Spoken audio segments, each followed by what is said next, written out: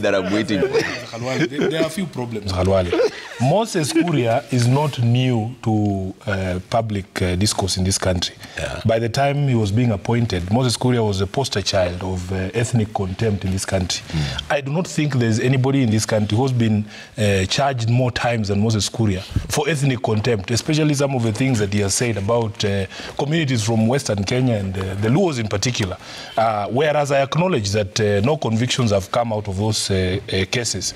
It is something that is widely acknowledged that this is somebody who has a loose tongue and who should have never even been considered in the first place to be a cabinet secretary in this country. The problem is with the appointing authority, and I will demonstrate to you that even at the point of approval, Khalwale, you said nothing. You kept quiet. You knew this was coming because we all know these people and who they are. Now, there is no way, if you put you and me, we keep chicken. Yeah. When you want chicks, when you are selecting the eggs to put in the chicken so that you get chicks, if you take an egg that is already rotten, Khalwale, it doesn't matter how warm that chicken is. There is no chick that is going to come in. You get a bad egg in, after 21 days, you will still get a bad egg. That is Moses Kuria for you. This is not the first time, for instance, when David Ndii is speaking in the tone and language that he's speaking to the people. It happened a few months ago, and the president, while addressing a conference here, I think it was a conference of women at KICC, he singled David Ndii out for praise, said this is the guy now who knows what he's doing, you know? And the problem with all these people is that in fact, the greatest point that we should not lose is what they are telling us, what they are confirming, is that this is a Pata Potea government, that it's trial and error, that they don't know what they are doing. We want the same confidence. When you were standing up speaking to Kenyans during the campaign, saying you know how to fix the price of fuel, where is that bravado? Where is that confidence? You know, it is a crime. Obtaining anything by false pretenses, obtaining the office of head of state by pretending you know what you're going to do in order to assuage the lives of Kenyans. If you look at the papers here, they told us that we should wait for the price of unga to come down after the harvest. The farmers are telling us a different story, Khalwale. And you know, here in Nairobi, we don't grow food. We were told that while we are in the streets, you people are busy in the farms.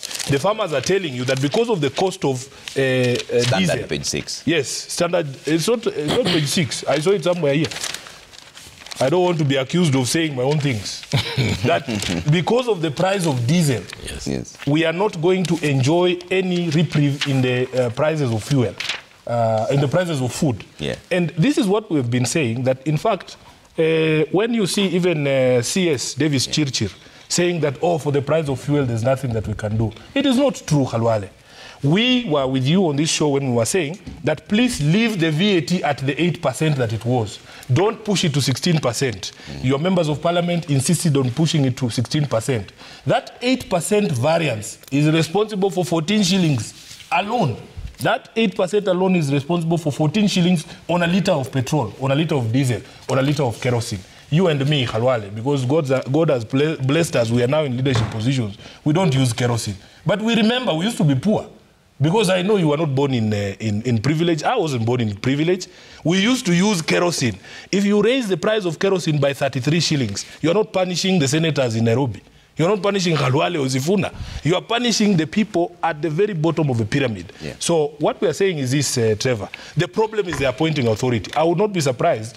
These friends of mine in UDA are expecting that when Ruto comes back, he will fire David Ndii and the CS Moses Kuria. I would not be surprised if, in fact, he comes and even praises them even more, the way he did the last time that David Ndii was out of tone. So, for us, please help the people. Help the people. We can fight our politics here and there, but if an economic advisor is there and is telling us, even this is Pata Potea, the patient might still die. We don't know what we are doing. We are trying this, we are trying that, but we don't know what we are doing. It is the most unfortunate thing to come from somebody in that office. Okay.